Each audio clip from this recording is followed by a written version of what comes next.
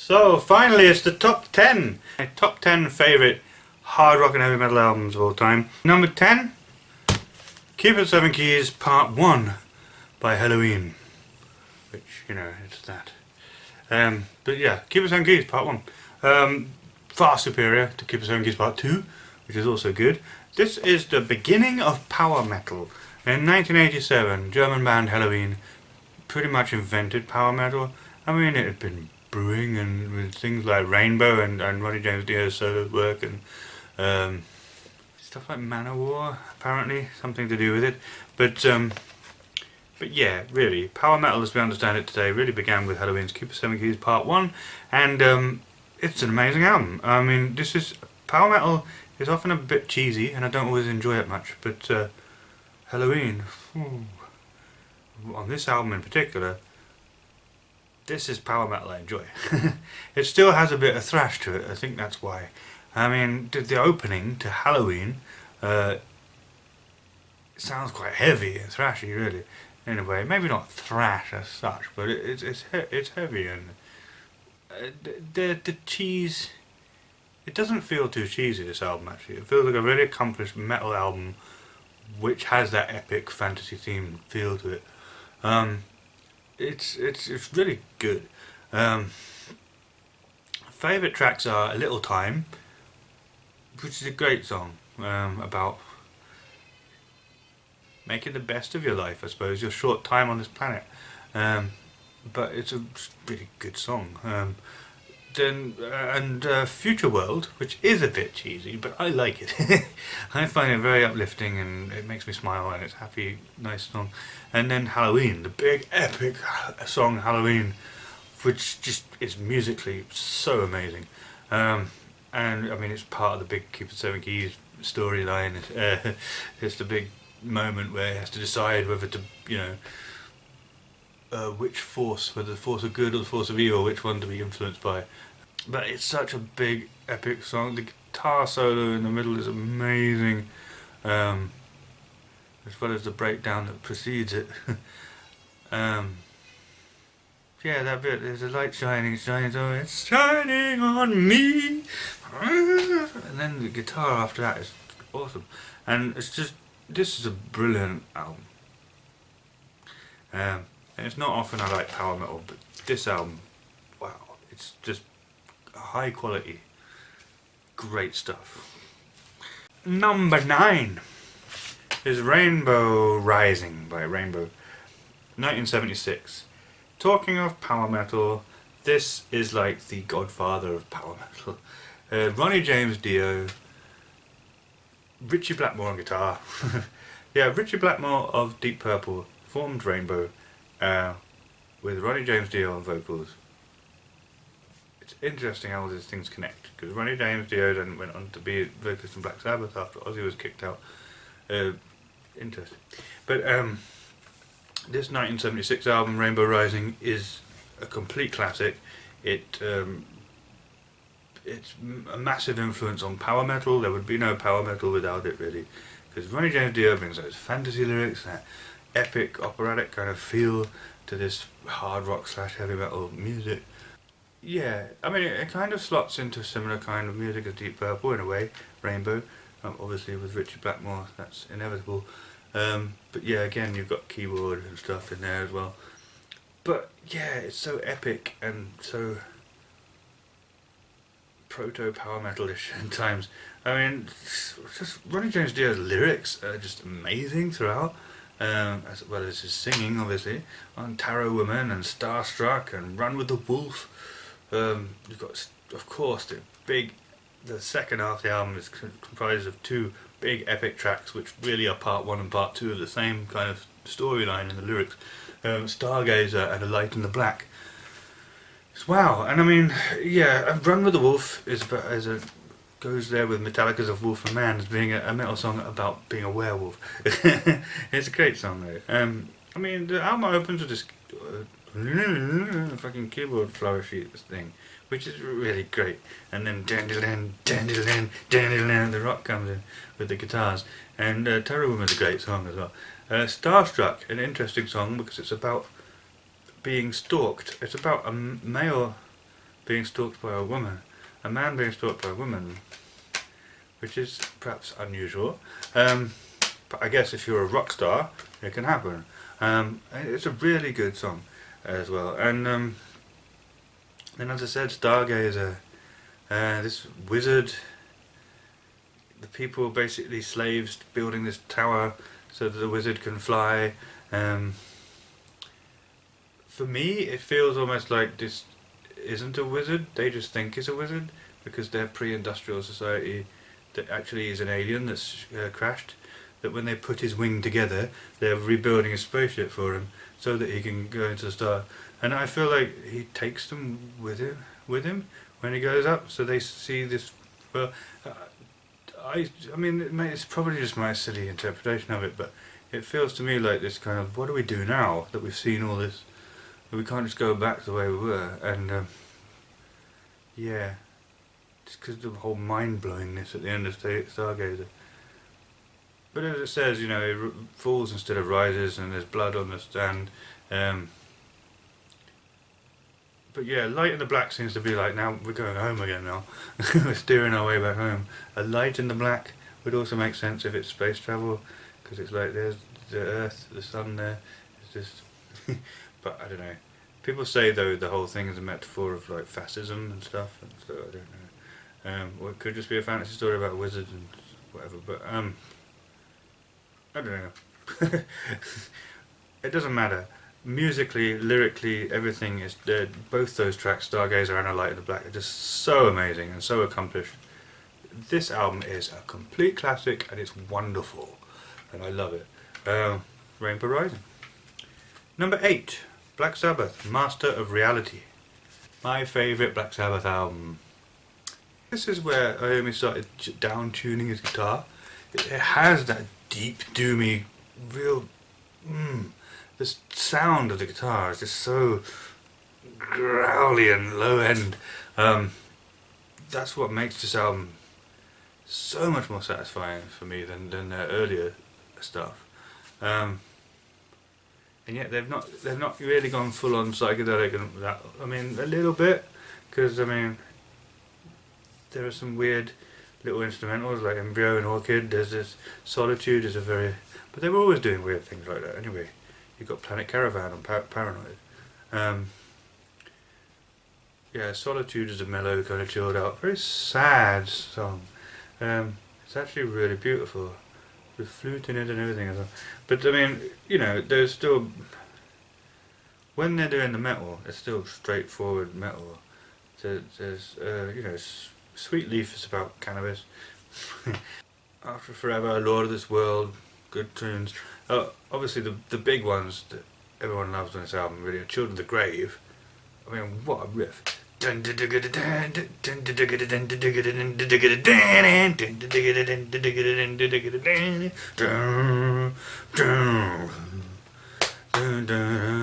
Lyrics seemingly about, you know, hippies protesting like nuclear weapons or whatever, but make love not war and all that. But yeah, Children of the Grave, great song. Into the Void, which is amazing. That's my favourite Sabbath song. It's just awesome from start to finish. It's a kind of, the world's full of sin and wrongness, I'm going to escape it in a spaceship and go off somewhere else sort of thing. Weird kind of escaping from this troubled world to find a new one kind of lyrics, which is very interesting, and add to the flavour of this track, but just musically as well, it's just awesome throughout. And you know, yeah. Black Sabbath Master of Reality, it is, to my ears, the best Black Sabbath album, without a doubt. It's a complete classic, and it's an essential, every bit as essential as Paranoid. You know, the Sabbath you need to have, if you don't have any other Sabbath, is Paranoid and Master of Reality. No doubt about it. Number 7, Queensryche, Operation Mindcrime. Sort of the start of progressive metal. I mean, there was progressive stuff that was loosely associated with metal before, like Rush.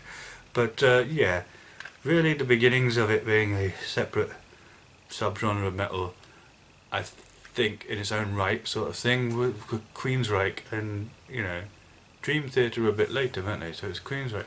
And then started off down that progressive metal path, I think, on 1986's Rage for Order. But Operation Mindcrime, it is a concept album. It's an album that tells a story, and it's an album that tells actually a particularly gritty and gripping story. A kind of, if it was a novel, it would be a real can't put it down novel, because everything in there, politics, sex, religion. Yeah, it's about a kid. Yeah, it's a kid from the streets, down on his luck, heroin addict, I think.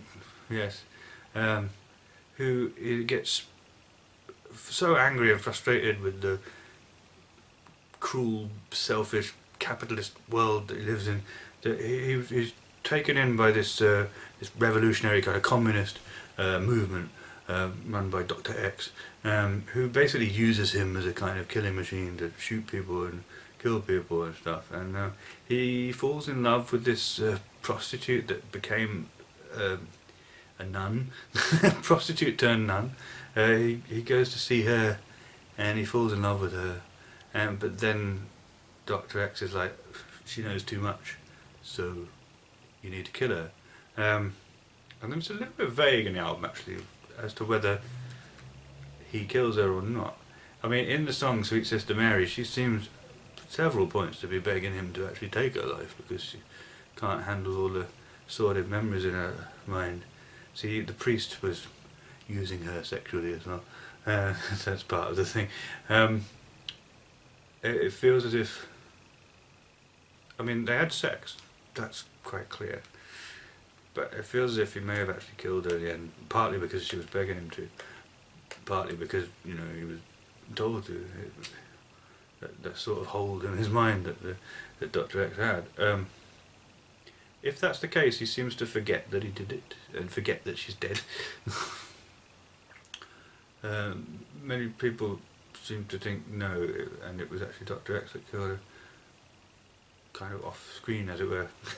But anyway, yeah, I mean the second part of the album is him really dealing with the grief of her dying and you know, the aftermath of this, and in the end they catch him at the scene of the crime and he gets taken into a mental ward, which would actually then fit with my thing where I say he did it but he forgot to do it.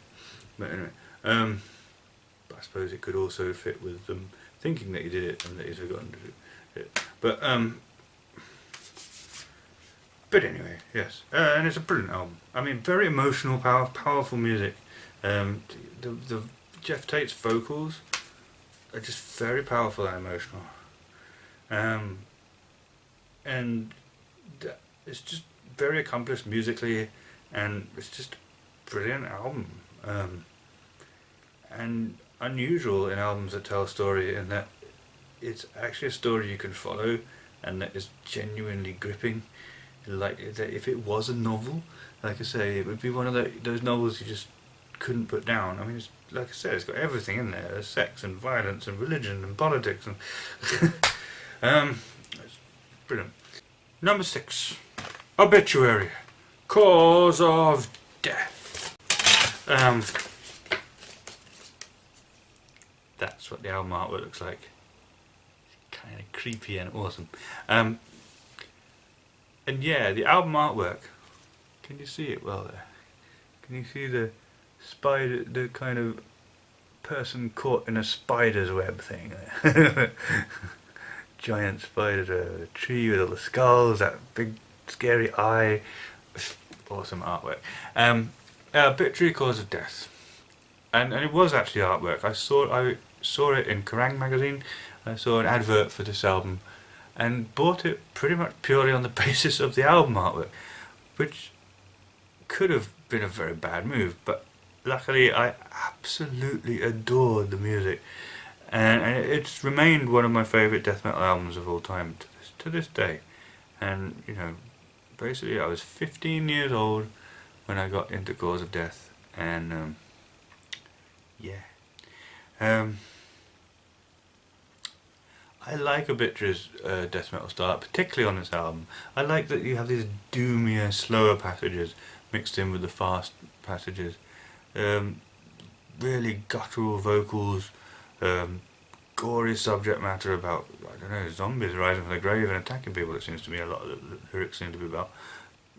Just massive tempo changes and unusual song structure. You know, it's not first chorus sort of thing. Unusual song structure, many tempo changes, lovely growly bottom end guitar sound. I love that stuff. That's why I like Doom so much, and it's here, but you've got the faster death metal stuff along with the doomier passages. Lovely low end kind of guitar sound. And the vocals are very low and as well, and just it sounds gorgeous. It's a death metal album that sounds gorgeous, and infected, very gory lyrics. Peeling, rid you of your skin, tearing, rid you of your limbs. Infection soon sets in. Body Bag, which has this riff comes in. It's one of those awesome riffs. It's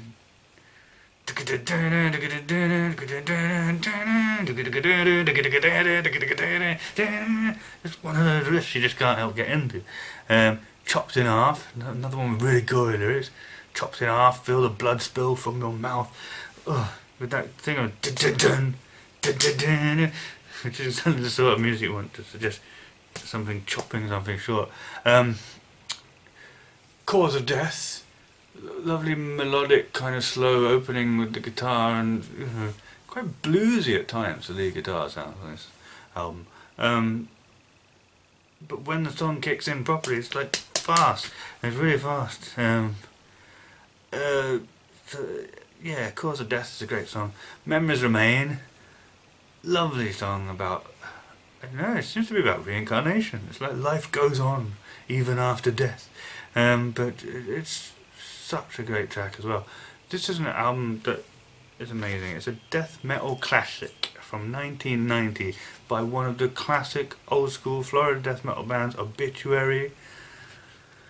And it's their album which I think best shows why people who love Obituary love the band so much. It's a gorgeous album. Like I said, it's a death metal album that's actually gorgeous sounding.